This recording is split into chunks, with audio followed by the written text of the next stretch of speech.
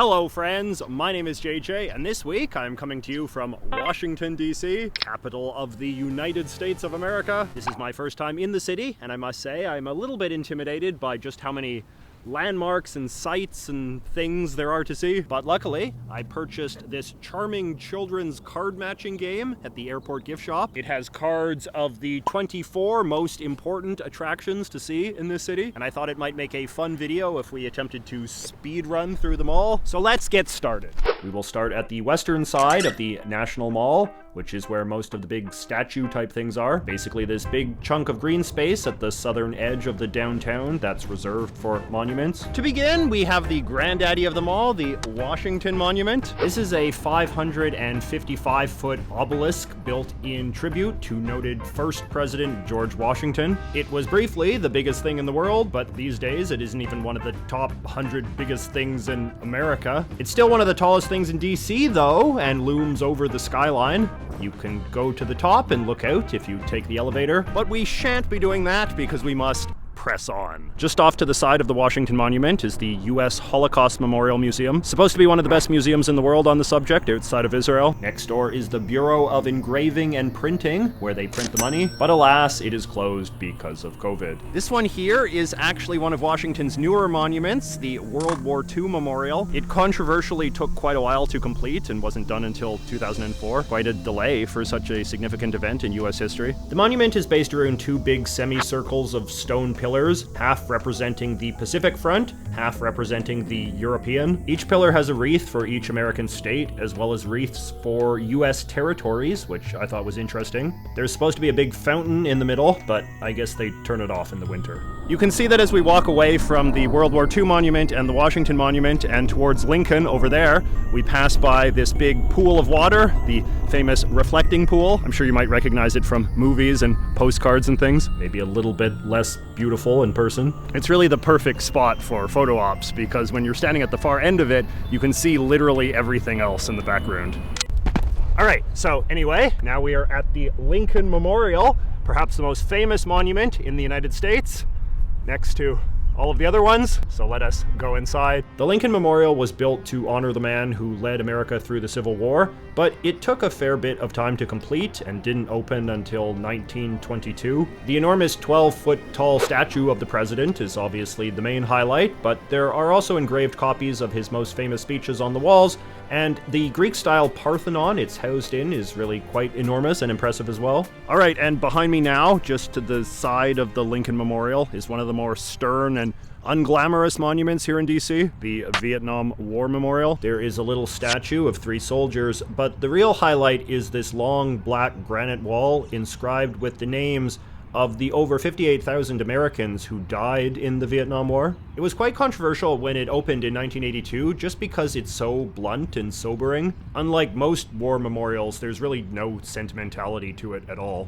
There is also a lesser-known Women's Vietnam Memorial, which is a tribute that was erected a decade later to acknowledge the many women who served in Vietnam, mostly as military nurses. Over here, meanwhile, we have the Thomas Jefferson Memorial, a tribute to America's canonically third president, third in order, and at one time considered third in quality as well, although perhaps less so these days. Similar to the Lincoln Memorial, this is another big Greek-style temple with a larger-than-life statue of an American president. Lots of his rhetoric on the walls as well. It's on the opposite side of the Washington Monument, separated by a small body of water known as the tidal basin, which can make it a very picturesque thing to photograph. And here we have the statue of George Mason, considered a very important founding father, very instrumental in the creation of the Bill of Rights and a critic of slavery as well. However, because he never went on to become a president or a cabinet minister or anything, he is not that well remembered today. You can see even the plaque thing refers to him as the forgotten founder.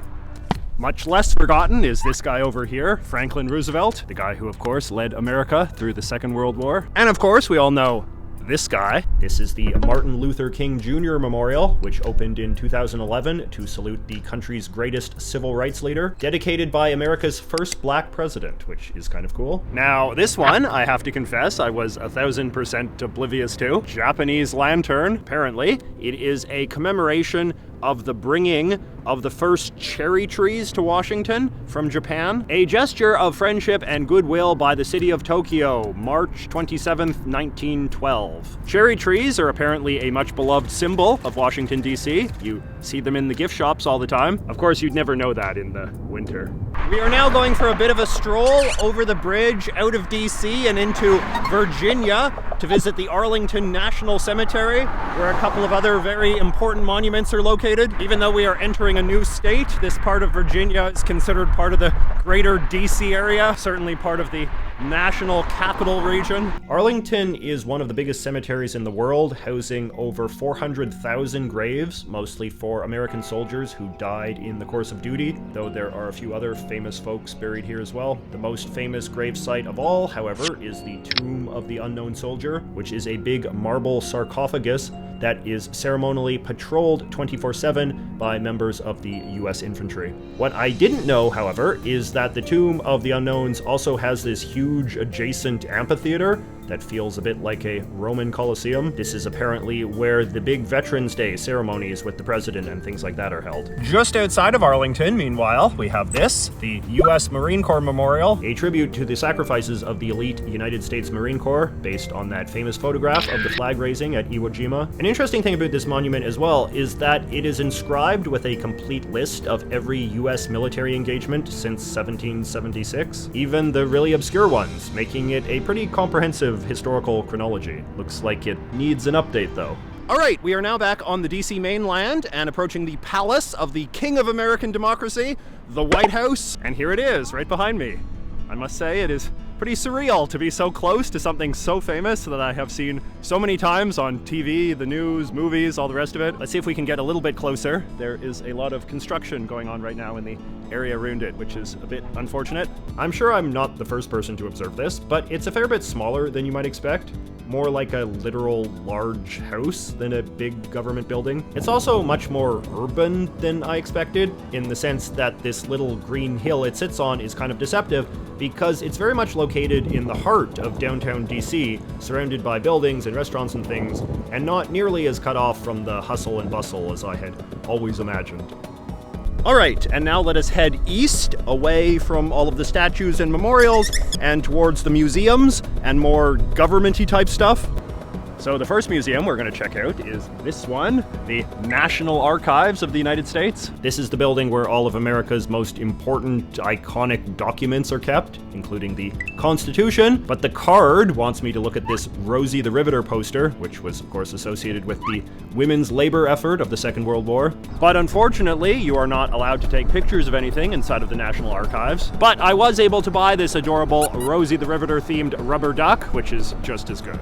Let's hope we have an easier time across the street where the National Gallery of Art is located. This is a huge gallery of art from all around the world, and the card wants me to find this picture here of this weird little girl. So let's see. No. Ah, here it is. Perfect. Girl with a Watering Can by Auguste Renoir.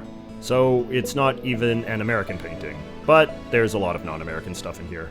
And of course, what trip to Washington, D.C. could possibly be complete without a visit to the fabulous National Air and Space Museum?